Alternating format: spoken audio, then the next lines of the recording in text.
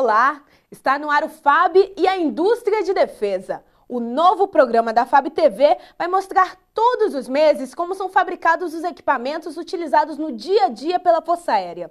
Para isso, nós vamos visitar as indústrias onde são produzidos, por exemplo, o fardamento usado pelos militares, a ração operacional consumida em exercícios de campanha, entre outras curiosidades. E neste primeiro programa, você vai acompanhar todo o processo de fabricação da munição usada nos armamentos empregados pela FAB.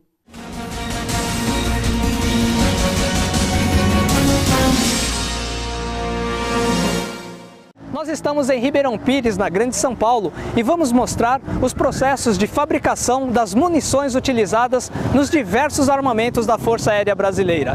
Você vai acompanhar desde a produção da pólvora, a confecção dos cartuchos, até o controle de qualidade dos produtos.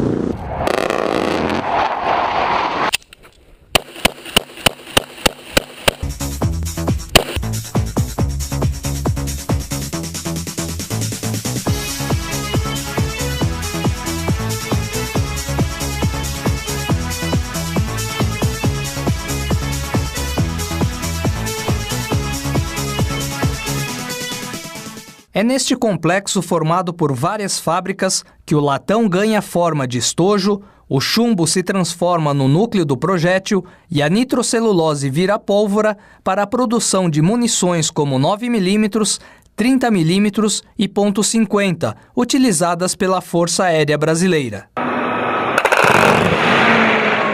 A obtenção da pólvora é uma das etapas iniciais e delicadas do processo de fabricação da munição. A nitrocelulose, componente básico da pólvora, é analisada neste laboratório. Toda a matéria-prima que nós compramos, seja ela de procedência nacional ou estrangeira, ela é analisada no seu contexto total para que você possa aplicar ele na produção e ter certeza que você vai ter um produto final de boa qualidade. Feita a análise, inicia-se o processo de fabricação. Na nitrocelulose, que neste estágio tem 30% de água e não é explosiva, é adicionada mais água. Depois de passar por diversos processos em que é controlado o teor de álcool, a pólvora fica neste estado de flocos. E todos os cuidados são tomados para que não ocorra nenhum problema. E nessa máquina ela testa 100% o teor de álcool que toda a nitrocelulose está o teor de álcool que está colocado em toda a nitrocelulose, que vai facilitar a gelatinização do extrusor. Ela fica nesse formato aqui de flocos. De flocos com um cheirinho de álcool. E essa máquina está desligada agora por questões de segurança. Por questões de segurança. Como o álcool é volátil e é problema com câmara, porque pode gerar uma atmosfera explosiva, então nós paramos a máquina para momentos, para a gente poder filmar. E uma das curiosidades é que toda a iluminação é feita do lado externo. Toda a iluminação é feita pelo lado externo, toda a energia está do lado externo, nós não queremos nenhuma energia do lado interno, inclusive a estática. Nesta outra máquina, a nitrocelulose é misturada a vários componentes.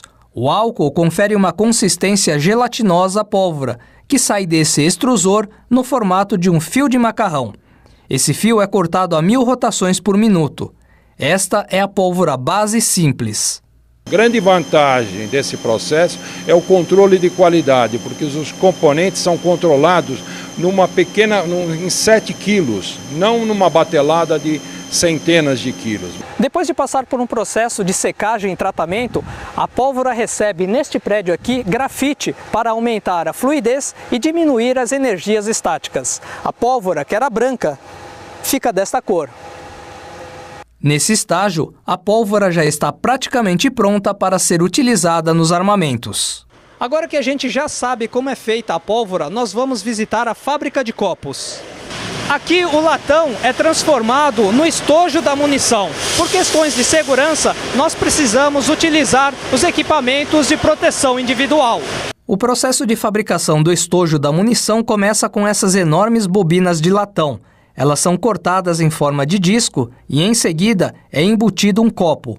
Cada tamanho de copo é específico a um calibre da munição. Por mês, são fabricadas cerca de 90 milhões de unidades. O material que sobra retorna ao fabricante de latão para ser reciclado. O copinho, então, é recozido e feito um tratamento térmico a uma temperatura que pode variar de 560 a 760 graus Celsius. Ele passa por uma lavagem, passa por um sabão, que é um tipo de um passivador. Depois disso, passa por uma estufa e daí sai nas peneiras para poder fracionar e mandar para o mercado. Por que esse processo é importante? Porque senão você não normaliza esse material, nos processos seguintes ele vai quebrar, não vai conseguir fazer o estiramento dele. O processo termina com a colocação da espoleta no estojo e a aplicação de um verniz. E no próximo bloco, você vai saber como são produzidos os núcleos dos projéteis e o laboratório balístico.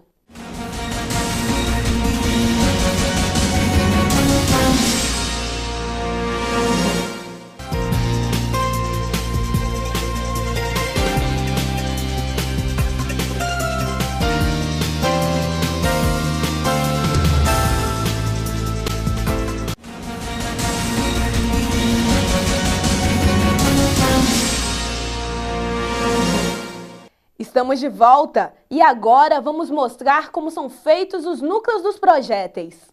Os lingotes de chumbo são fundidos e saem da máquina no formato de fios, que são cortados em pequenos pedaços. Cada projétil tem um tipo de núcleo diferente, tanto em questões de peso, dimensão, quanto em liga de latão. E todo o processo passa por um controle de qualidade em relação a cada munição produzida. Na montagem final do cartucho, há um controle rigoroso e as munições fora do padrão são descartadas. Aquele primeiro pino lá, ele vê a boca amassada. Se tiver a boca amassada, ela não carrega, ela não põe pólvora, ela descarta aqui nessa caixa. Aí ela vem e põe o pólvora, né? Segunda ali ela põe pólvora. Naquele terceiro apalpador ali, ela vê o peso de pólvora, verifica o peso de pólvora. Aí, se o peso está ok, ela passa e põe o projetil. Se não está, ela descarta nessa caixa. Se tiver peso máximo ou peso mínimo, ela descarta nessa caixa. Aí, colocando o projetil, ele vem para frente e ela faz o controle de comprimento. Aí acerta o comprimento. Acertou o comprimento, ela vai e faz o fechamento da munição.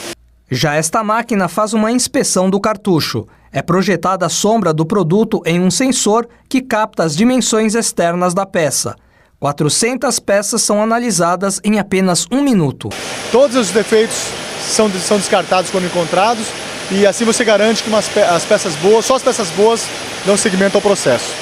Por falar em testes de qualidade, nada sai da indústria sem passar pelo laboratório de balística, composto de 9 linhas de tiro, sendo uma externa. Aqui são testadas todas as munições fabricadas na empresa. São realizados diversos testes de acordo com padrões internacionais para verificar velocidade, pressão, precisão e efeitos terminais. Nós estamos numa das linhas de teste do laboratório de balística e o Nivaldo vai explicar para a gente como funciona esse instrumento, qual tipo de medição que ele vai fazer agora. Esse é um receptor universal da norma NATO. E nós estamos aqui com um sensor para medir pressão na câmara do cartucho, que é para garantir a segurança. E temos o outro sensor, que é para medir pressão mínima no evento, para garantir a ciclagem da arma. E também esse equipamento mede o tempo de ação da munição, que é o tempo de percutida até o tempo da saída da bala no cano no cano da arma. No laboratório, as munições são testadas em condições extremas de temperatura. Nós consideramos 3 temperaturas para teste. Ambiental, 21 graus, mais 52 graus, que representa uma condição desértica, vamos dizer assim, uma condição extrema, e a menos 54, que simula uma condição, por exemplo, de uma aeronave, a 30 mil pés de altitude. Ou seja, a munição ela tem que funcionar, o seu trem de espoleta, pólvora e efeito terminal tem que funcionar nessa condição extrema. Para garantir isso, nós testamos tanto em armas como em provetes, nas medições dos balísticos, para garantir o pleno funcionamento da munição. As munições militares também são exportadas pela empresa para diversos países. O Brasil está numa fase importante no sentido de que defesa passou a não mais ser uma decisão de governo, uma decisão de Estado. Isso é um fato muito importante e um marco decisório que alterou completamente o cenário futuro. Importante do ponto de vista da CBC é que nós buscamos mercados não apenas no Brasil, como no exterior. Então, a internacionalização para a CBC é um fator decisivo para o sucesso da empresa. Então, hoje, das nossas receitas, 30% vem do mercado militar.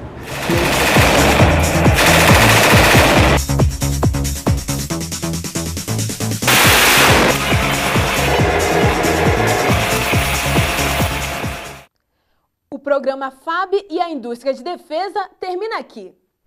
Esperamos que você tenha gostado desta primeira edição. Aguardamos suas críticas e sugestões de matérias no endereço eletrônico fabtv@fab.mil.br. Até lá!